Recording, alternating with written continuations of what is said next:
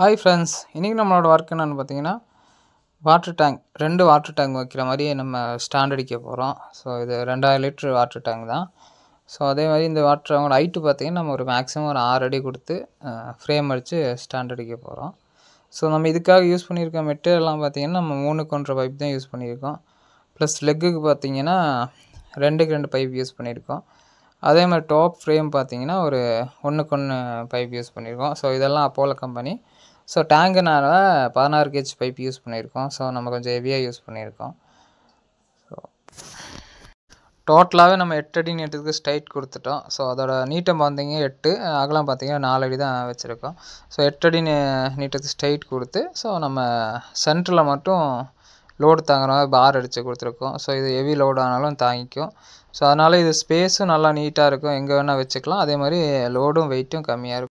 டாப்பில் இருக்கிற ஃப்ரேம் பார்த்திங்கன்னா நம்ம எம்டியாக வாட்டர் டேங்க் இருந்தாலும் காற்றடிப்பிட்டு அங்கிட்டு இங்கிட்டு போகாமல் இருக்க தான் சேஃப்டி வாராக கொடுத்துருக்கோம்.